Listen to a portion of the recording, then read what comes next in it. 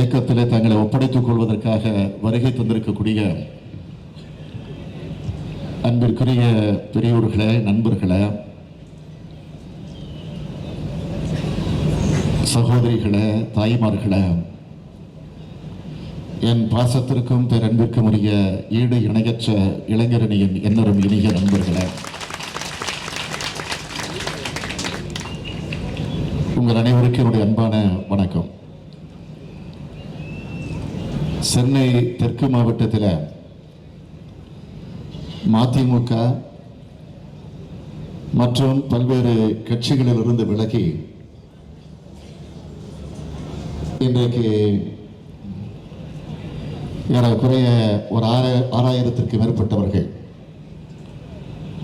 குறிப்பாக மதிமுகவை சார்ந்தவர்கள் 5150 பேரும், தமாகவிலிருந்து 600 பேரும், தேமுதிகவிலிருந்து 50 பேரும், தமிழர் வாழ்வுரிமை கட்சியிலிருந்து 250 பேரும், ஆக 6050 பேர் திராவிட முன்னேற்றக் கழகத்தில் தங்களை ஒப்படைத்துக் கொள்ளக்கூடிய, இணைத்துக் கொள்ளக்கூடிய ஒரு சிறப்பான விழாவாக, இணைப்பு விழாவாக, இணைப்பு விழா என்று சொல்வதை விட இது ஒரு பிணைப்பு விழா. ஆகவே அந்த நிலையில் நடைபெற்றுக் கொண்டிருக்கக்கூடிய இந்த விழாவில் நானும் கலந்து கொண்டு இணைந்து கொள்ள வருகை தந்திருக்கக்கூடிய உங்களை எல்லாம் வரவேற்பதில் நான் உள்ளபடியே மகிழ்ச்சி அடைகிறேன், பெருமைப்படுகிறேன். இந்த வாய்ப்பை எனக்கு உருவாக்கி தந்திருக்கக்கூடிய நம்முடைய மாவட்ட கழகத்தினுடைய செயலாளர் மாசு அவர்களுக்கு, குறிப்பாக இந்த நிகழ்ச்சி அமைவதற்கு எல்லா வகைகளிலும் காரணமாக இருந்திருக்கக்கூடிய நம்முடைய அருமை நண்பர் வேளச்சேரி மணிமாறன் அவர்களுக்கு நான் இந்த நேரத்தில் என்னுடைய நன்றியை காணிக்கையாக்க விரும்புகிறேன்.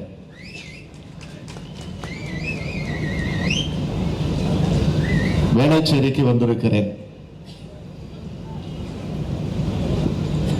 நம்முடைய மணிமாறன் அவர்களை பொறுத்தவரையில் அவர் பேசுகிற போது குறிப்பிட்டு சொன்னார், உணர்ச்சியோடு பேசினார். சில பேருக்கு உணர்ச்சி வருகிற போது வார்த்தைகள் கூட தடுமாறும். ஆனால் எந்தவித தடுமாற்றமும் இல்லாமல் நம்முடைய மணிமாறன் அவர்கள் உணர்ச்சியோடு பேசினார்கள். அது மட்டுமல்ல, இருந்த இடம்தான் ஏதோ புதிதாக வந்த இடத்தை போல நீங்கள் கருத வேண்டிய அவசியம் இல்லை. நான் எப்படி இருந்த இடத்திற்கு வந்திருக்கிறேன், ஒரு 10 ஆண்டு காலம் இந்த வேளச்சேரியில் இருந்தவன் நான் எப்படி இருந்த இடத்திற்கு வந்திருக்கிறேனோ அதே போல் நம்முடைய வேளச்சேரி மணிமாறன் இருந்த இடத்திற்கு வந்திருக்கிறார். ஆனால் அதிலே சில வேறுபாடுகள், மாறுபாடுகள் உண்டு, மறுக்கல. ஆக இருந்த இடத்திலிருந்து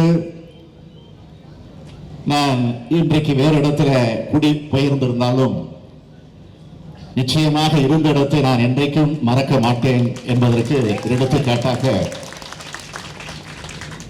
இந்த நிகழ்ச்சிகளை நானும் பங்கேற்க வந்திருக்கிறேன். மணிமாறன் கொஞ்சம் லேட்டாக வந்தார். சூப்பர் ஸ்டார் ஒரு படத்தில் சொல்லுவார், லேட்டாக வந்தாலும் லேட்டஸ்டாக வந்திருக்கிறார் என்று. அதுபோல லேட்டஸ்டாக அவர் தன்னுடைய பணியை நிறைவேற்றிட வேண்டும் என்ற அந்த நிலையில சட்டப்பேரவையுடைய தேர்தலுக்கு முன்னால் தன்னை இந்த இயக்கத்தில் ஒப்படைத்துக் கொண்டிருந்தாலும் அவருடைய உற்ற நண்பர்களாக, அவருக்கு பெருமை சேர்க்கக்கூடிய வகையில் அவருக்கு துணை நின்றிருக்கக்கூடிய செயல் வீரர்களாக இருந்தவர்களை இன்றைக்கு ஒருங்கிணைத்து இன்றைக்கு இந்த விழாவை இணைப்பும் விழாவாக நடத்தி கொண்டிருக்கிறார்கள். ஆக அந்த இணைப்பு விழாவில் என்னை பெருமைப்படுத்தக்கூடிய வகையில் அவர் உரையாற்றி இருந்தாலும் அவர் எனக்கு மாலை அணிவித்தார், சால்வை அணிவித்தார், அத்தோடு நிறுத்தாமல் ஒரு வாளையும் தந்தார். இங்கு என் கையில் என்னுடைய கழுத்தில் ஒரு சங்கிலியை, தங்கச் சங்கிலியை, 101 பவுன் கொண்டு இருக்கக்கூடிய அந்த தங்கச் சங்கிலியை அவர் எனக்கு பரிசாக வழங்கியிருக்கிறார்கள். அவர் மனமுவந்து வழங்கியிருக்கக்கூடிய அந்த பரிசை நான் ஏற்றுக்கொள்ளுகிறேன். எதற்காக ஏற்றுக்கொள்ளுகிறேன் என்று சொன்னால், தனிப்பட்ட ஸ்டாலினுக்காக அல்ல. இன்றைக்கு இந்த இயக்கத்தில் நான் பொருளாளர் என்கிற பொறுப்பில் இருந்து கொண்டிருக்கிறேன் என்பது உங்களுக்கெல்லாம் நன்றாக தெரியும். எனவே அவர் அளித்திருக்கக்கூடிய அந்த தங்கச் செங்கிலியை அது நேராக என்னுடைய வீட்டிற்கு அல்ல, அது நேரடியாக அறிவாலயத்திற்கு செல்லவிருக்கிறது.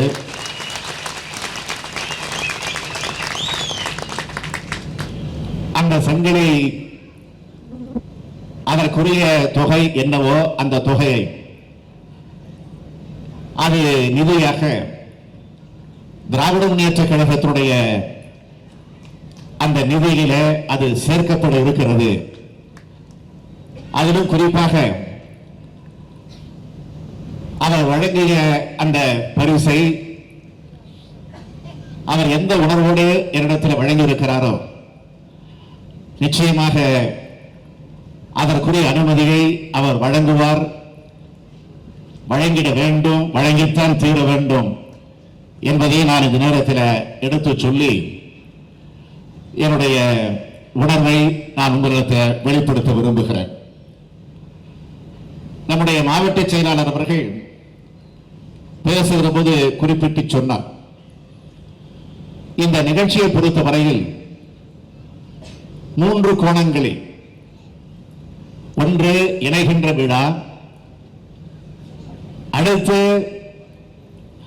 நாளைய தினம் மெட்ரோ ரயில் திட்டம் ஒரு கட்டப்பணி தொடங்கப்படக்கூடிய நிலை, அதற்கு நன்றி தெரிவிக்கிற விழா,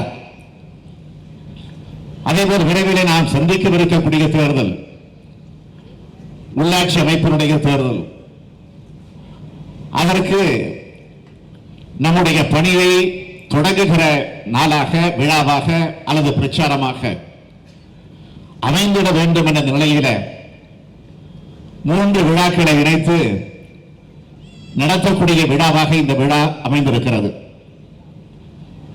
ஆக அப்படிப்பட்ட இந்த விழாவில் நம்முடைய அருமை சகோதரர் மணிமாறன் அவர்கள், அவரோடு ஏறக்குறைய 6000 பேர் பல்வேறு கட்சிகளிலிருந்து விலகி திராவிட முன்னேற்ற கழகத்தில் இன்றைக்கு இணைகின்ற இந்த நல்ல நேரத்தில் நான் உங்களை எல்லாம் கேட்டுக்கொள்ள விரும்புவது, நான் இந்த வேலைச்சேரியில 10 ஆண்டு காலம் மேயர் பொறுப்பில் இருந்த நேரத்தில் இங்கு குடியிருந்த போது நான் அடிக்கடி மணிமாறனை பார்ப்பது உண்டு. ஆனால் பேசுகிற வாய்ப்பு எனக்கு அதிகம் கிடைப்பதில்லை. மெயின் ரோடு வழியாக காரிலே போகிற போது தன்னுடைய அந்த வீட்டு திண்ணையில அந்த காம்பவுண்டில் உட்கார்ந்து கொண்டு அவர் ஆற்றக்கூடிய அந்த பணிகளை எல்லாம் பார்த்தது உண்டு. ஆக 10 ஆண்டு காலமாகவே நான் திட்டமிட்டு இருந்தேன், எப்படியாவது மணிமாறனை நம்முடைய இயக்கத்திலே கொண்டு வந்து சேர்த்திட வேண்டும் என்று. வெளிப்படையாக பலரிடத்திலே நான் சொல்லவில்லை என்று சொன்னாலும் மனதளவில் நான் நினைத்துக் கொண்டிருந்தது உண்டு. செயல் வீரர்கள் எல்லாம், எதையும் எதிர்பார்க்காமல் பணியாற்றக்கூடியவர்கள் எல்லாம் எங்கேயோ இருந்து கொண்டிருக்கிறார்களே. ஆக அவர்கள் எல்லாம் நம்ம இயக்கத்தில் இருந்தால் நம்முடைய இயக்கத்திற்கும் பெருமை வந்து சேரும், அவர்களுக்கும் சிறப்பு வந்து சேருமே என்று நான் பல நேரங்களில் கருதியது உண்டு. ஆக அப்பொழுதே நான் திட்டமிட்டு கொண்டிருந்தது உண்டு. அடிக்கடி நம்முடைய மாசவர்களிடத்தில் நான் பேசிக் கொண்டிருக்கிற போது எப்படியாவது அவரை பிடியுங்கள், பிடித்துக் கொண்டு வந்து நம்மிடத்தில் சேருங்கள், அதற்கான முயற்சியில நீங்கள் ஈடுபட வேண்டும் என்று நான் பல நேரங்களில் அவரிடத்தில் எடுத்து சொன்னது உண்டு. ஆக அந்த நிலையில அவர் வந்திருப்பதில் உள்ளபடியே மணிமாறன் மகிழ்ச்சி அடைகிறாரோ இல்லையோ எனக்கு தெரியாது. மணிமாறனை விட நாங்கள் தான் இன்றைக்கு அதிகமான அவருக்கு மகிழ்ச்சி அடைந்து கொண்டிருக்கிறோம் என்பதை நான் இந்த நேரத்தில் பெருமையோடு தெரிவித்துக் கொள்ள விரும்புகிறேன். ஆக அப்படிப்பட்ட நிலையில இந்த இயக்கத்தில் உங்களை ஒப்படைத்துக் கொண்டிருக்கக்கூடிய மணிமாறன் அவர்கள் மட்டுமல்ல, அவரோடு இன்றைக்கு இணைந்திருக்கக்கூடிய 6000த்திற்கு மேற்பட்டவர்கள் அத்தனை பேரையும் நான் இந்த நேரத்தில் மாவட்ட கழகத்தின் சார்பில் மட்டுமல்ல, தலைமை கழகத்தின் சார்பில் மட்டுமல்ல, பொருளாளர் என்கிற முறையில் என்னுடைய சார்பில் மட்டுமல்ல, ஒட்டுமொத்தமாக நம்மை வழிநடத்திக் கொண்டிருக்கக்கூடிய நம்முடைய தலைவர் கலைஞர் அவர்களின் சார்பில் உங்கள் அத்தனை பேரையும் நான் வருக வருக வருக என வரவேற்க கடமைப்பட்டிருக்கிறேன். மாசு சொன்னார், சில நாட்களுக்கு முன்பு ராயப்பேட்டை YMCA திடலில் ஒரு நிகழ்ச்சி நடந்தது. அதிமுகவினுடைய தலைவராக இருக்கக்கூடிய முதலமைச்சராக இருக்கக்கூடிய அம்மையார் ஜெயலலிதா அவர்கள் அந்த நிகழ்ச்சிக்கு வந்தார்கள். 91,000 பேர் பல்வேறு கட்சிகளிலிருந்து விலகி திராவிட அதிமுகவிலே வந்து சேர்ந்திருப்பதாக ஒரு அறிவிப்பு வெளியிடப்பட்டது. அதை எல்லா பத்திரிகைகளும் அதை தலைப்புச் செய்தியாக எடுத்து வெளியிட்டு வந்தார்கள். ஆக அதிமுகவிலே 91,000 பேர் சேர்ந்த நிலையை பற்றி அது முடியுமா, சாத்தியப்படுமா, அந்த திடலில் எவ்வளவு நாற்காலிகள் போடப்படும், எவ்வளவு பேர் அங்கே இருக்க முடியும் என்பதை பற்றி எல்லாம் மாவட்ட செயலாளர் ஆதாரத்தோடு உள்ளத்திலே குறிப்பிட்டு காட்டியிருக்கிறார்கள். எனவே நான் அது பற்றி அதிகம் விளக்கிட வேண்டிய அவசியம் இல்லை. இருந்தாலும் நான் இங்கே குறிப்பிட விரும்புவது, விரைவில் மாநகராட்சியுடைய தேர்தல், அதாவது உள்ளாட்சி அமைப்பினுடைய தேர்தல், அந்த தேர்தலை நாம் சந்திக்கவிருக்கிறோம். இன்னமும் தேதி அறிவிக்கப்படவில்லை. நியாயமாக முறையாக ஒரு 4 நாட்களுக்கு முன்பே தேதி அறிவிக்கப்பட்டிருக்க வேண்டும். ஆனால் இன்னும் தேதி அறிவிக்கப்படாமல் இருக்கிறது. அல்லது நாளையோ நாளை மறுநாளோ அறிவிக்கலாம். ஆனால் அப்படி அறிவிக்கப்பட இருக்கக்கூடிய இந்த தேர்தலை பொறுத்த வரையில் தயவு செய்து நான் உங்களிடத்தில் நினைவுபடுத்த விரும்புவது, இதே சென்னை மாநகரத்தினுடைய மேயராக நான் 2 முறை இருந்திருக்கிறேன். அதே போல இங்க இருக்கக்கூடிய மா சுப்பிரமணியம் அவரும் மேயராக இருந்திருக்கிறார். ஒரு 13 ஆண்டு காலம், அதாவது 96க்கு முன்பு, 1996க்கு முன்பு திராவிட முன்னேற்ற கழகம் 5ஆம் முறையாக ஆட்சிக்கு வருவதற்கு முன்பு உள்ளாட்சி அமைப்பினுடைய தேர்தலை நடத்திடவில்லை. ஒரு 13 ஆண்டு காலமாக நடைபெறவில்லை. ஆக ஒரு 13 வருஷமா, ஒரு 14-15 வருஷமா சென்னைக்கு மேயரே இல்லை. 96க்கு முன்பு நான் சொல்றேன். உங்களுக்கு தெரியும் மேயர் என்பது யார் என்பது உங்களுக்கு தெரியும். வணக்கத்திற்குரிய மேயர், சென்னை மாநகரத்தினுடைய முதல் குடிமகன். எப்படி இந்திய நாட்டினுடைய முதல் குடிமகன் ஜனாதிபதி என்று சொல்லுகிறோமோ, அதுபோல் சென்னை மாநகரத்தினுடைய முதல் குடிமகன் மேயர் தான். ஆக அந்த மேயரை பொறுத்த வரைக்கும் என்ன மரபு என்று கேட்டால், ஓராண்டிற்கு ஒரு முறை மேயர். மேயருடைய பொறுப்பு என்பது, பதவி காலம் என்பது ஓராண்டு தான். ஆக அந்த ஓராண்டு காலத்திலே மேயருடைய பணி நியாயமா என்ன இருக்குன்னு கேட்டீங்கன்னா, பதவி ஏற்ற உடனே அவருக்கு ஒரு 3 மாசம் பாராட்டு விழா நடக்கும். அதற்கு பிறகு ஒரு 3 மாசம் அவருக்கு சில விருந்துகள் நடக்கும், வரவேற்பு நிகழ்ச்சிகள் நடக்கும். அதற்கு பிறகு ஒரு 3-4 மாசம் பல மாநிலங்களுக்கு சுற்றுப்பயணம், சில நேரங்களில் வெளிநாடுகளுக்கு கூட செல்லக்கூடிய வாய்ப்பு. ஆக இப்படியே கூட்டி பார்த்தீங்கன்னா ஒரு வருஷம் முடிஞ்சிடும். இதான் மேயருடைய பொறுப்பு. பெரிய சவர்லெட் கார், ஒரு பெரிய அங்கி, அதற்கு பிறகு ஒரு 100 பவுன், இங்க 101 பவுன் போட்டார் நம்ம மணிமாறன். மேயருக்கு 100 பவுன் கொண்ட ஒரு செயின், கையில் ஒரு செங்கோல், வெள்ளி செங்கோல். ஆக அந்த சவர்லெட் கார்ல தான், ஒரு பெரிய கப்பல் போன்ற ஒரு கார்ல தான் மேயர் வலம் வருவார் சென்னையில். இதுதான் மேயருடைய பொறுப்பு. ஆக அப்படிப்பட்ட நிலையில் இருந்த அந்த மரபை மாற்றி ஒரு வருஷம் இல்ல, ஒரு வருஷம் இருந்தா மேயரால வளர்ச்சி திட்டங்களுக்கு, அடிப்படை பிரச்சனைகளுக்கு முக்கியத்துவம் தந்து மக்களுடைய பிரச்சனைகளை நிவர்த்தி செய்ய வாய்ப்பில்லை. ஆகவே அந்த மேயருக்கு ஓராண்டு காலம் என்பதை 5 ஆண்டு காலமாக கொண்டு வர வேண்டும்.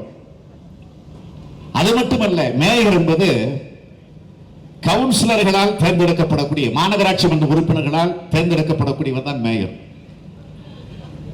நீங்க எல்லாம் கவுன்சிலரை தேர்ந்தெடுத்து, வார்டாக ஒரு கவுன்சிலர் தேர்ந்தெடுத்து, அந்த கவுன்சிலர் எல்லாம் ஒன்று சேர்ந்து மேயரை தேர்ந்தெடுக்கணும். இந்த நிலையில் இருந்த அந்த நிலையை மாற்றி மக்களால் தேர்ந்தெடுக்கப்படக்கூடிய ஒரு மேயர் உருவாக வேண்டும் என்று தலைவர் கலைஞர் அவர்கள் 96ஆம் ஆண்டு சிந்தித்து அதற்காக ஒரு சட்டத்தை கொண்டு வந்து முதலில் 96ஆம் ஆண்டு சென்னை மாநகரத்தில் மக்களால் தேர்ந்தெடுக்கப்பட்ட ஒரு மேயராக வரக்கூடிய வாய்ப்பு எனக்கு இந்த சென்னை மாநகர மக்களாகி நீங்கள் எனக்கு உருவாக்கி தந்தது. அதற்கு பிறகு 2வது முறையாக அதிமுக ஆட்சியப்போ 2001 ஆக 96 2001ஆம் ஆண்டு வரையில் நான் மேயராக இருந்த போது ஆட்சிய பணிகளை எல்லாம் பார்த்து எல்லா கட்சியுடைய தலைவர்களும் ஒன்று சேர்ந்து, அதிமுக தவிர்த்து எல்லா கட்சிகளும் ஒன்று சேர்ந்து மீண்டும் நீதான் நிற்க வேண்டும். அப்ப ஆட்சி அதிமுக. நான் கூட வெளிப்படையாக சொன்னேன், அதிமுக ஆட்சியில் இருக்கிறப்போ நான் மேயராக வந்து எந்த பலனும் கிடைக்க போறதில்லை. மக்களுக்கு பணியாற்ற அதிமுக ஆட்சி துணை நிற்காது. ஆட்சி துணை நின்றால் தான், ஆட்சி நிதி ஒதுக்கினால் தான் மேயருடைய பணி ஆற்ற முடியும் என்று நான் எவ்வளவோ எடுத்து சொன்னதற்கு பிறகு இல்லை நீங்கள் தான் நிற்க வேண்டும் என்று என்னை கட்டாயப்படுத்தி நிற்க வைத்தார்கள். அவருடைய கட்டளை ஏற்று நான் வென்றேன். எப்படி வென்றேன் என்பது உங்களுக்கு தெரியும். எவ்வளவோ சூழ்ச்சிகள் எல்லாம் நடந்துச்சு, எவ்வளவோ அக்கிரமங்கள் எல்லாம் நடந்துச்சு, அராஜகங்கள் எல்லாம் நடந்துச்சு. வாக்குப்பதிவு நடைபெறக்கூடிய அந்த பூத்துகளை மட்டும் கேப்சர் பண்ணது மட்டும் இல்ல, வாக்கு எண்ணக்கூடிய கவுண்டிங் சென்டர்களை கேப்சர் பண்ணி எவ்வளவு அக்கிரமங்கள் எல்லாம் செஞ்சு நமக்கு விழுந்த ஓட்டுகள் எல்லாம் அவர்களுக்கு விழுந்ததாக கணக்கு போட்டு ஏறக்குறைய மேயர் தேர்தலில் லட்சக்கணக்கான ஓட்டு வித்தியாசத்தில் நான் வெற்றி பெற்று இருக்கணும். ஆனால் நான் வெற்றி பெற்றது எவ்வளவு தெரியுமா? ஏறக்குறைய 2000 வாக்கு வித்தியாசத்திலே தான் நான் அன்றைக்கு வெற்றி பெற முடிஞ்சிச்சு. நியாயமா என்ன இருந்தால் லட்சக்கணக்கான ஓட்டுகள், அது வேற. நான் அந்த பிரச்சனைக்கெல்லாம் போக விரும்பல. எதற்காக நான் சொல்லுகிறேன் என்று சொன்னால், அன்றைக்கு மக்களால் தேர்ந்தெடுக்கப்படக்கூடிய நிலையில கவுன்சிலர்கள் மட்டும் இல்ல, மாநகராட்சி மன்ற உறுப்பினர்கள் மேயரையும் தேர்ந்தெடுக்கக்கூடிய நிலையை நாம் ஏற்படுத்தி தந்தோம். ஏனென்றால் மக்களால் தேர்ந்தெடுக்கப்படக்கூடிய நேரத்திலே தான் மக்களுடைய பிரச்சனைகளை அறிந்து கொள்ள முடியும், புரிந்து கொள்ள முடியும் என்ற நிலையிலே தான் கலைஞர் அவர்கள் 96ஆம் ஆண்டு அந்த சட்டத்தை ஏற்படுத்தி தந்தார்கள். நான் இன்னும் சொல்லல, 96ல் நான் முதலாக மேயராக பொறுப்பேற்றப்போ முதல் மாநகராட்சி மன்ற கூட்டம் நான் பல இடங்களில் சொல்லி இருக்கிறேன், இருந்தாலும் இங்கே சொல்ல வேண்டும் என்பதற்காக சொல்லுகிறேன். முதல் மாநகராட்சி மன்ற கூட்டம், அந்த கூட்டத்தில் நான் முதல் உரை ஆற்றணும். கன்னி பேச்சுன்னு சொல்றாங்க பாருங்க, சட்டமன்றத்தில் முதல்ல சட்டமன்ற உறுப்பினர் பேசணும், அது கன்னி பேச்சணும். அது மாதிரி ஒரு கன்னி பேச்சு நான் பேசணும். அப்படி பேசுவதற்காக நான் உரையை கொஞ்சம் தயாரித்தேன். என்னதான் முதல்ல மாநகராட்சி மன்ற கூட்டத்தில் போய் பேசுகிற போது கொஞ்சம் எனக்கு அச்சம் இருந்துச்சு. அதனால பேச்சை குறிப்பை நான் எழுதி கொண்டு, நான் எழுதியிருப்பது, குறித்து வைத்துக் கொண்டிருப்பது, பேச இருப்பது முறையா சரியா என்பதை நம்முடைய தலைவர் கலைஞரிடத்தில் கொண்டு போய் காண்பித்தார். கலைஞர் அதை படிச்சு பார்த்துட்டு சிறப்பா இருக்கு என்று சொல்லி 2 இடத்துல திருத்தம் சொன்னார். என்ன திருத்தம் கேட்டீங்கன்னா, மேயர் பதவின்னு போட்டிருந்தார், அந்த பதவி அடிச்சுட்டு பொறுப்புன்னு மாத்தினார் 2 இடத்துல. மாற்றிட்டு என்ன சொன்னார், நான் ஏன் பதவி அடிச்சுட்டு பொறுப்புன்னு போட்டேன் தெரியுமா?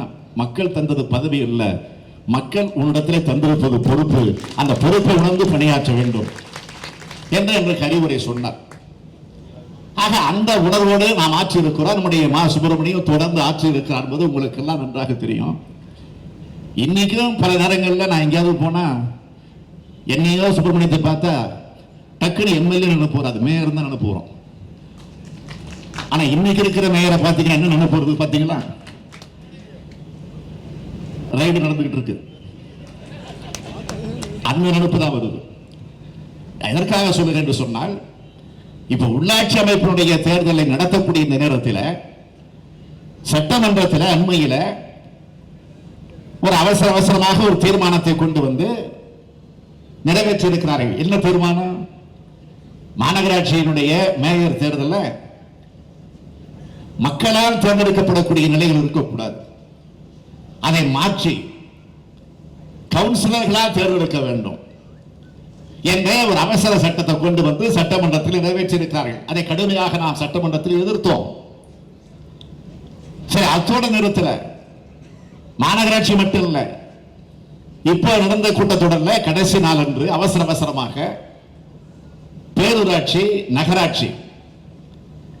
நகராட்சி தலைவர்களை, பேரூராட்சி தலைவர்கள் எப்படி மாநகராட்சி மேயரை மக்களால் தேர்ந்தெடுக்கப்படக்கூடிய நிலையில் இருந்து கவுன்சிலர்களால் தேர்ந்தெடுக்கப்படக்கூடிய நிலையை மாற்றி இருக்கிறார்களோ, அதே போல நகராட்சி தலைவர்களை, பேரூராட்சி தலைவர்களையும் கவுன்சிலர்கள் தான் தேர்ந்தெடுக்கணும், மக்களால் அல்ல என்ற ஒரு அவசர சட்டத்தை கொண்டு வந்து சட்டமன்றத்தில் நிறைவேற்ற முற்பட்ட போது அதையும் எதிர்த்தோம்.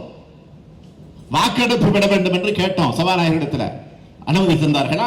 இல்ல, மறுத்தார்கள். உடனே நாங்கள் அந்த சட்டத்தை அப்படியே கிழித்து போட்டுவிட்டு, சட்டமன்றத்தில் கிழித்து போட்டுவிட்டு, எதிர்ப்பை தெரிவித்து விட்டு, வெளிநடப்பு செய்துவிட்டு, வெளியிலே வந்து நம்முடைய கண்டனத்தை எடுத்து சொன்னோம். நீங்க எல்லாம் தொலைக்காட்சியில, பத்திரிகையில பார்த்திருப்பீங்க. என்ன காரணம்?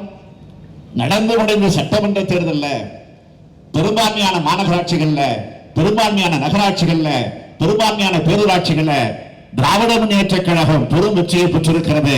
எனவே இந்த தேர்தலை நடத்தினால் அதிமுக வெற்றி பெற வாய்ப்பு இருக்காது. திமுக தான் மீண்டும் மேயர்களாக, நகராட்சி தலைவர்களாக, பேரூராட்சி தலைவர்களாக வந்து விடுவார்கள் என்ற அச்சம் இன்றைக்கு அவர்களுக்கு வந்திருக்கும்.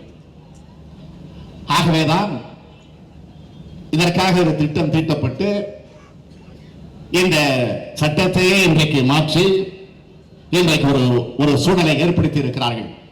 ஆக இதிலிருந்து நீங்கள் உண்மையை தெரிந்து கொண்டிருப்பீர்கள் என்று நான் குளமாற நம்புகிறேன். அது மட்டும் இல்ல, இந்த 5 ஆண்டு கால அதிமுக ஆட்சியினுடைய நிர்வாக சீர்கேடுகளை பற்றி அண்மையில வெளியிடப்பட்டிருக்கக்கூடிய சிஏஜி அறிக்கை, சட்டமன்றத்தில் கடைசி நாள் தான் அந்த அறிக்கையை இவ்வளவு புத்தகமாக கொண்டு வந்து எங்கள் மேதைகளை வைத்தார்கள். CAG report.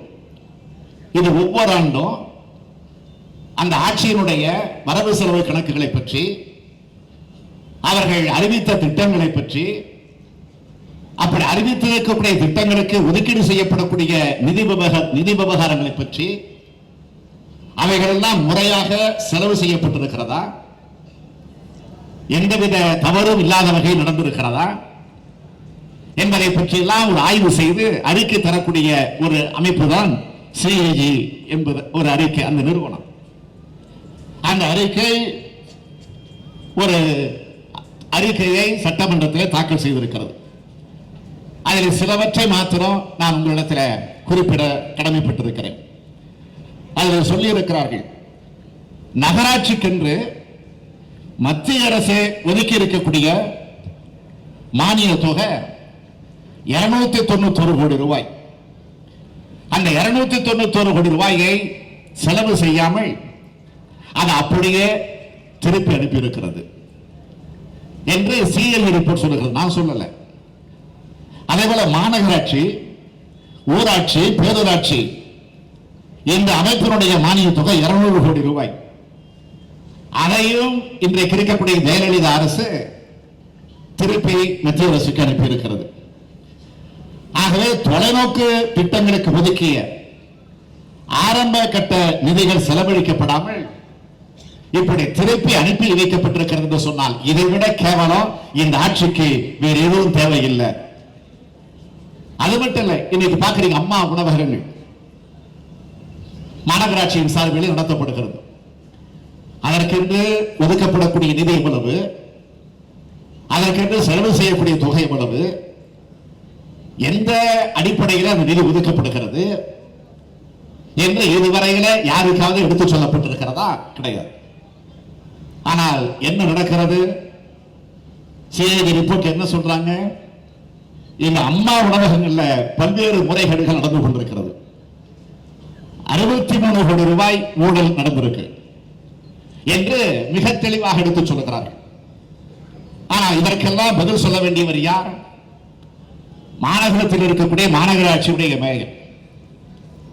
மாநகராட்சியுடைய மேயர் இதற்கெல்லாம் பதில் சொல்ல மாநகராட்சி கூட்டத்தை பயன்படுத்துகிறாரா? கிடையாது. அவரும் பாட்டு பாட ஆரம்பிச்சிட்டார். இப்போ டெல்லியில தான் ஒரு எம்பி பாடினார்னு பார்த்தோம், சட்டமன்றத்தில் தான் அதிமுக எம்எல்ஏக்கள் பாடுறாங்கன்னு பார்த்தோம். மாநகராட்சியிலையும் மேயர் பாடுகிற ஒரு கேவலமான நிலை இன்றைக்கு உருவாகி இருக்கிறது என்று சொன்னால், உள்ளாட்சி அமைப்பினுடைய தேர்தலை சந்திக்கிற நேரத்தில் இதை நீங்கள் சிந்தித்து பார்க்க வேண்டும். அதேபோல் ஆளுகிற அதிமுக ஆட்சியில சட்டம் ஒழுங்கு எந்த லட்சணத்தில் இருக்கிறது என்பதை பற்றி தேசிய குற்ற ஆவண காப்பகம், அந்த ஆவண காப்பகத்தில் சில புள்ளி விவரங்களை ஆதாரங்களோடு எடுத்து வெளியிட்டு இருக்கிறார்கள். அதிலும் சிலவற்றை நான் உங்களுக்கு கோடிட்டு காட்ட விரும்புகிறேன். குழந்தை திருமணங்கள் நடக்கும் குற்றத்தில் தமிழகம் இன்றைக்கு முதலிடம். பொது சொத்துக்களுக்கு நாசம் விளைவிக்கும் குற்றங்களில் நம்முடைய தமிழ்நாட்டிற்கு முதலிடம். லாட்டரி சீட்டு குற்றங்களில் தமிழகத்திற்கு முதலிடம். விபச்சார குற்றங்களில் தமிழகத்திற்கு முதலிடம். ஜாதி கலவரங்களில் தமிழகத்திற்கு 2வது இடம். தாழ்த்தப்பட்ட மக்களுக்கு எதிரான கலவரத்தில் தமிழகம் 2வது இடம். மற்ற ஜாதிகளுக்கிடையே ஏற்படக்கூடிய கலவரத்தில் தமிழகம் 2வது இடம். மதுவிலக்கு குற்றங்களில் தமிழகத்திற்கு 2வது இடம். கொலை முயற்சி தாக்குதலில் தமிழகம் 3வது இடம். கள்ள நோட்டு புழக்கத்தில் தமிழகம் 3வது இடம். மிரட்டி பணம் பறிக்கும் குற்றத்தில் தமிழகம் 3வது இடம். கொலையில் தமிழகம் 7வது இடம். சிறையில் நடக்கும் தற்கொலைகளில் தமிழகம் 5வது இடம். இன்றைக்கு நாம் பார்க்கிறோம், வீட்டிற்குள்ளும் நிம்மதியா இருக்க முடியல, நாட்டுக்குள்ளேயும் நிம்மதியா இருக்க முடியல. சரி, கொள்ளையடிச்சுட்டு சிறையில் போய் நிம்மதியா இருக்க போனா சிறையிலே நிம்மதியா இருக்க முடியல. சிறைகளையும் கொலை. ராம்குமார் தற்கொலைன்னு செய்தி வருது, ஆனால் தற்கொலையா என்பது சச்சரவாகி இருக்கிறது. ஆக பிரேத பரிசோதனை கூட செய்யக்கூடாது என்று உயர்நீதிமன்றம் தடை போட்டிருக்கு. இப்போ அதனால்தான் தலைவர் கலைஞர் அவர்கள் மிக தெளிவாக இன்றைக்கு வெளியிட்டிருக்கிறார்கள். உயர்நீதிமன்றத்துடைய நீதிபதியே முன்னால் இதை விசாரிக்கப்பட வேண்டும் என்று மிக தெளிவாக எடுத்து சொல்லி இருக்கிறார்கள். ஆகவே இந்த நிலையில் இருக்கக்கூடிய இந்த தமிழகத்தை காப்பாற்ற வேண்டும் என்று சொன்னால் வர இருக்கக்கூடிய உள்ளாட்சி அமைப்பினுடைய தேர்தல், இந்த உள்ளாட்சி அமைப்பினுடைய தேர்தலை பொறுத்த வரையில் இங்கு நம்முடைய வாகை சந்திரசேகர் பேசுகிற போது எடுத்து சொன்னார். அதேபோல மற்றவர்களும் குறிப்பிட்டு காட்டியிருக்கிறார்கள். மணிமாறன் பேசுகிற போது உணர்ச்சியோடு வேகத்தோடு ஆவேசத்தோடு குறிப்பிட்டு காட்டியிருக்கிறார்கள். நம்முடைய மாவட்ட செயலாளர்களும் அதை தெளிவுபடுத்தி இருக்கிறார்கள்.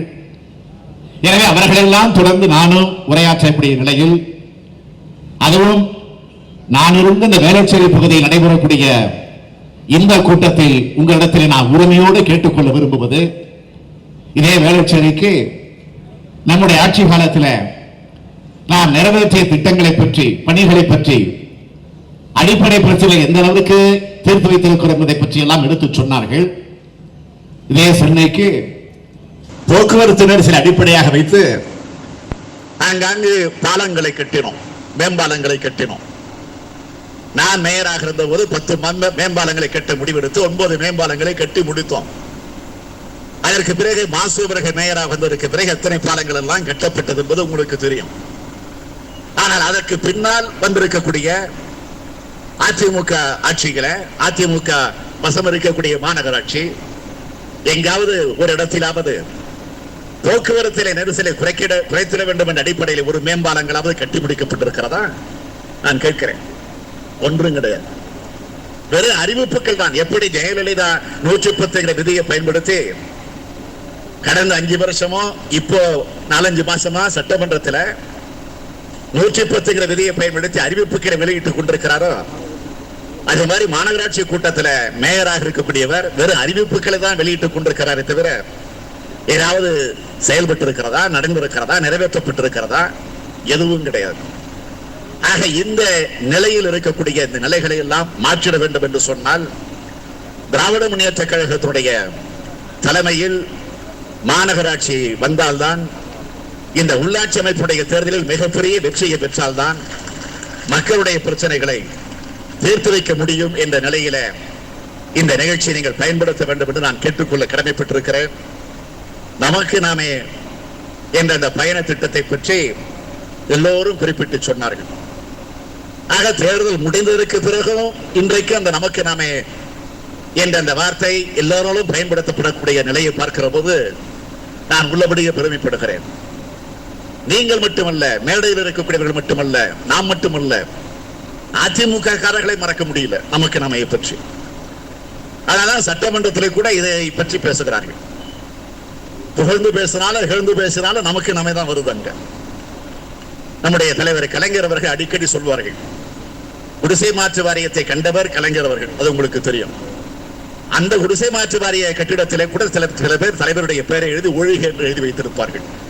அப்பொழுது கலைஞர் சொன்னார், வாழ்க என்பதற்கும் என் பெயரை பயன்படுத்துகிறார்கள், ஒழுக என்று சொல்லுகிற போது என் பெயரை பயன்படுத்துகிறார்கள், அது நான் கட்டிய கட்டிடத்தை பயன்படுத்துகிறார்கள், அதில் எனக்கு மகிழ்ச்சி என்று சொல்வார்கள்.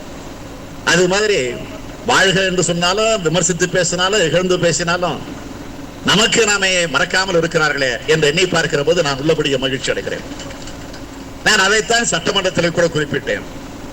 ஆளுங்கட்சியை சேர்ந்த ஒரு சட்டமன்ற உறுப்பினர் அவர் மானிய கோரிக்கையில பேசுகிற போது நமக்கு நாமே பற்றி கேவலப்படுத்தி கொச்சைப்படுத்தி யாரோ ஒருவன் நமக்கு நாமே என்று கிளம்பினான் என்று பேசுகிறார்.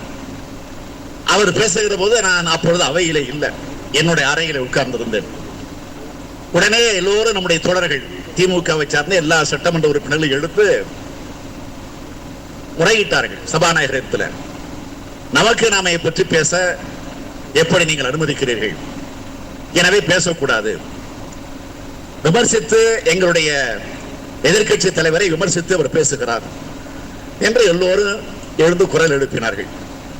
அப்பொழுது சபாநாயகர் சொல்லி இருக்கிறார், யாரையும் அவர் பெயர் சொல்லல, அதனால தேவையில்லை, அவை குறைப்பது நிற்க வேண்டிய அவசியம் இல்லை, உட்காருங்கள் என்று அவர் சொல்லி இருக்கிறார். உடனே துணைத் தலைவர் துரைமுருகன் எழுந்து, நான் ஒரு மூத்த உறுப்பினர் சொல்லி இருக்கிறார், அவர்களுடைய ஒருத்தர் மூத்த உறுப்பினர். கலைஞருக்கு பிறகு சட்டமன்றத்திலே இன்றைக்கு அனுபவம் வாய்ந்த ஒரு மூத்த உறுப்பினர் யாருன்னு கேட்டீங்கன்னா நம்முடைய துரைமுருகன் தான், துணைத் தலைவராக இருக்கக்கூடிய துரைமுருகன் அவர்கள் தான். ஆக அவர் எழுந்து ரொம்ப அடக்கத்தோடு தான் கேட்டார், ஆவேசத்தோடு இல்லை, கோபத்தோடு கூட இல்லை. நான் ஒரு மூத்த உறுப்பினர் கேட்கிறேன், நீங்கள் ஒரு தீர்ப்பு சொல்லுகிறீங்க, பெயர் சொல்லாமல் சொல்லி இருக்கிறார், தவறு இல்லைங்கிறீங்க, அதே மாதிரி நாங்களும் பெயர் சொல்லாமல் சொல்லலாமா என்று கேட்டார். அதெல்லாம் முடியாது, உட்காருங்க உட்காருங்கன்னு சபாநாயகர் சொல்லிக் கொண்டிருக்கிறார். அப்பொழுது நான் உள்ளே வருகிறேன். வந்து நான் எழுந்து நேரம் கேட்டேன் பேசுவதற்கு. உடனே எனக்கு நேரம் கொடுத்தார்கள், வாய்ப்பு தந்தாங்க. எழுந்து கேட்டேன், எங்க நமக்கு நாமே பற்றி ஆளுங்கட்சியை சார்ந்த ஒரு சட்டமன்ற உறுப்பினர் பேசுகிறார் என்று சொன்னால் எங்களுடைய கட்சியை சார்ந்தவர்கள் கொஞ்சம் கோபப்பட்டார்கள். யாரும் கோபப்பட வேண்டிய அவசியம் இல்லை. ஏனென்றால் நமக்கு நாமே என்பது நமக்கு மட்டும் இல்ல, அதிமுகவுடைய மனசுலயும் எனக்கு இருக்கு. அதனால அதை பத்தி கவலைப்பட வேண்டாம், எல்லாம் அமைதியா உட்காருங்க சொல்லிட்டு இன்னொன்னு சொன்னேன். இந்த நமக்கு நாமையை பற்றி இதே முதலமைச்சர் ஜெயலலிதா அவங்க கட்சியினுடைய பொதுக்குழு கூட்டத்துல ஒரு அரை மணி நேரம் பேசி இருக்கிறாங்க. ஆக முதலமைச்சருடைய மனசுலயே இது பதிஞ்சிருக்கு. எனக்கு உள்ளபடியே மகிழ்ச்சி தான். ஏன்னா கலைஞர் தந்த பெயர் நமக்கு நாமே, எனவே அந்த நமக்கு நாமே ஜெயலலிதா மனசுலயும் இருக்குன்னு சொல்லிட்டு உட்கார்ந்துட்டேன். அத்தோட முடிஞ்சிடுச்சு. எல்லாரும் பேசிட்டு இருக்கிறாங்க, சட்டமன்றத்தில் நடவடிக்கை நடந்துகிட்டு இருக்கு. உடனே அங்க இருக்கக்கூடிய OPS ஓ பன்னீர்செல்வம் அவர்கள், அவர் தான் அவை முன்னவர் நிதி அமைச்சர், எழுந்து சபாநாயகத்தில் போய் ஏதோ ஒரு செய்தியை சொல்லுகிறார். உடனே சபாநாயகர் என்ன சொல்லுகிறார் என்றால், இங்கு எதிர்கட்சி தலைவர் அதிமுக என்று சொன்னதை, அதிமுக பொதுக்குழு என்று சொன்னதை, அதிமுகவினுடைய தலைவர் முதலமைச்சர் ஜெயலலிதா என்று சொன்னதை அவைக்கு ஒரு பிரதிநிதிக்கிறேன். நான் உடனே கேட்டேன், இது என்ன அன்பார்லிமெண்டரி வேடா, கெட்ட வார்த்தையா, ஜெயலலிதா கெட்ட வார்த்தையா அப்படின்னு ஒரு வார்த்தை கேட்டேன். இல்ல உட்காருங்கன்னு உட்கார வச்சுட்டேன். ஆக எதற்காக நான் சொல்லுகிறேன் என்று சொன்னால், ஆக இப்படிப்பட்ட நிலையிலே நமக்கு நாமே இன்றைக்கு அவருடைய மனசில பதிஞ்சிருக்க என்பதில் மகிழ்ச்சி. அதற்கு பிறகு நடந்த சம்பவங்களை பற்றி எல்லாம் எடுத்து சொன்னார்கள். எனவே நான் அந்த பிரச்சனைக்கு நான் அதிகம் செல்ல விரும்பல. எதற்காக நான் இதை குறிப்பிட்டு சொல்ல என்று சொன்ன, நமக்கு நாமே இந்த பயணத்தை நடத்தியப்போ 234 தொகுதிகளில் அந்த தொகுதிகளில் இருக்கக்கூடிய எல்லா தரப்பு மக்கள், விவசாய பெருங்குடி மக்கள், நெசவாளர்கள், தொழிலாளர்கள், ஆசிரியர்கள், அரசு ஊழியர்கள், மக்கள் நல பணியாளர்கள், மகளிர் சுய உதவிக்குழுவை சார்ந்தவர்கள், மாணவர்கள், மாணவியர்கள், இப்படி எல்லா தரப்பு தொழிலதிபர்கள், தொழிற்சாலையில் பணிபுரியக்கூடியவர்கள், கைத்தறி நெசவாளர்கள், இப்படி எல்லா தரப்பு மக்களையும் சந்திச்சு அவர்களுடைய பிரச்சனைகளை, குறைகளை, கோட்பாடுகளை, இதே சென்னை மாநகரத்தில் ஆட்டோ தொழிலாளர்கள் வந்து சந்திக்கலையா? விமான நிலையத்தில் டாக்ஸி ஓட்டக்கூடிய அந்த ஓட்டுநர்கள் வந்து சந்திக்கலையா? அதே இங்க இருக்கக்கூடிய துப்புரவு தொழிலாளர்கள் வந்து நான் சந்திக்கலையா? ஆக எல்லா தரப்பு மக்களையும் சந்தித்து அவர்கள் குறைகளை நாங்கள் கேட்டிருக்கிறோம். அந்த குறைகள் எல்லாம் இன்றைக்கு எங்களுடைய உள்ளத்தில் இருக்கிறது என்று சொன்னால், அந்த குறைகள் எல்லாம் நிவர்த்தி செய்யப்பட வேண்டும் என்று சொன்னால், உள்ளாட்சி அமைப்பினுடைய தேர்தலிலே திராவிட முன்னேற்றக் கழகம் ஒரு மிகப்பெரிய வெற்றியை பெறுகிற போது, ஆட்சியின் மூலமாக நிறைவேற்ற வாய்ப்பில்லை என்று சொன்னாலும் நிச்சயமாக உள்ளாட்சி அமைப்பினுடைய அந்த தேர்தல் மூலமாக மிகப்பெரிய வெற்றியை பெற்று அதன் மூலமாக நிறைவேற்றக்கூடிய அந்த வாய்ப்பு நமக்கு நிச்சயம் உண்டு என்பதை இந்த நேரத்தில் நான் உங்களுக்கெல்லாம் தெரிவித்துக் கொண்டு, அப்படிப்பட்ட நிலையை உருவாக்கி தருவதற்கு இந்த இணைப்பு விழா பயன்பட வேண்டும். இணைந்திருக்கக்கூடிய நம்முடைய நண்பர்களை, தோழர்களை, சகோதரர்களை, சகோதரிகளை, இளைஞர்களை, குறிப்பாக நம்முடைய வேளச்சேரி மணிமாறன் அவர்கள் வழிநடத்தக்கூடிய அந்த படைவரிசையிலிருந்து இன்றைக்கு உங்களை ஒப்படைத்துக் கொண்டிருக்கக்கூடிய நண்பர்களை எல்லாம் நான் கேட்டுக்கொள்ள விரும்புவது, நிச்சயமாக ஒரு மிகப்பெரிய வெற்றியை திராவிட முன்னேற்ற கழகத்திற்கு தேடித்தரக்கூடிய ஒரு சூழ்நிலையை ஏற்படுத்தி தருகிற நம்பிக்கை எனக்கு நிரம்ப உண்டு. ஆக ஏதோ ஆணையிட்டு விட்டு, கட்டளையிட்டு விட்டு, உத்தரவிட்டு விட்டு போய்விடுவீர் என்று கருதிவிடார்கள். உங்களுடைய ஆணையை, உங்களுடைய கட்டளையை, உங்களுடைய உத்தரவை நீங்கள் நிறைவேற்றுகிற போது என்னையும் அதை ஒப்படைத்துக் கொண்டு உங்களோடு இணைந்து பிணைந்து பணியாற்ற நானும் தயாராக இருக்கிறேன் என்பதை இந்த நேரத்தில் எடுத்துச் சொல்லி, மணிமாறன் அவர்கள் இன்றைக்கு இந்த இயக்கத்திலே வந்து தன்னை ஒப்படைத்துக் கொண்டிருந்தாலும் அவரோடு வந்து சேர்ந்திருக்கக்கூடிய நண்பர்களையும் உங்கள் அனைவரின் சார்பிலே, திராவிட முன்னேற்ற கழகத்தின் சார்பிலே, தலைவர் கலைஞர் அவர்களின் சார்பிலே மீண்டும் ஒரு முறை வருக வருக வருக வருக என வரவேற்று வாய்ப்புக்கு நன்றி சொல்லி விடைபெறுகிறேன். நன்றி, வணக்கம்.